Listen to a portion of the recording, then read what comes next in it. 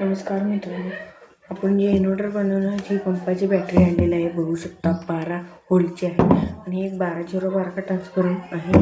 हे 2 आरपीएमचं आहे, पण 12012 का ट्रान्सफॉर्मर आहे. हे 300 रुपये तुम्हाला पडेल. हे मी सामान, हे जी हीटसिंग आहे, हे 3 मॉसफेट आहे, P55 मॉसफेट. आणि हे ट्रान्सफॉर्मर आणलेलं आहे harisproject.com. मी तुम्हाला खाली लिंक देईन, त्यावर जाऊन आपण मागवू शकता. हे 12012 ट्रान्सफॉर्मर आहे. हे आपण 3 वायर निघलेलं आहे.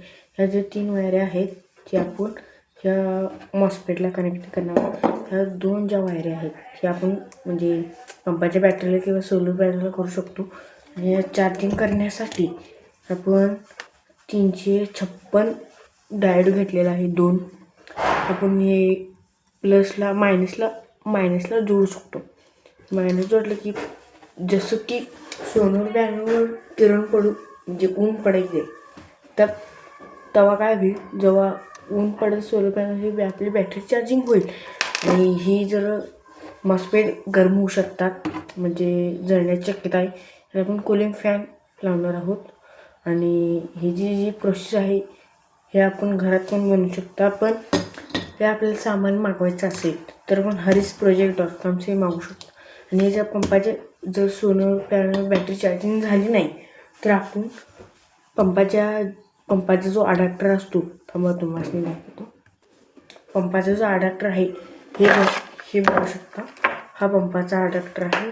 आणि असं पण चालू दाखवतो, थांबा तुम्हाला. हा कलर कसा आहे, जी डिफेंट कशी आहे बघू शकता.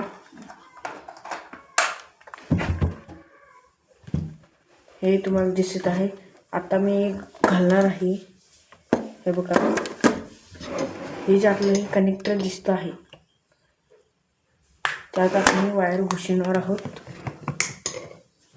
और यार इसमें जो बैटरी नहीं है, इसलिए इसको हम चार्जिंग भी कर सकते. और जब सोलर पैनल से बैटरी चार्जिंग हो सके तो हो जाए.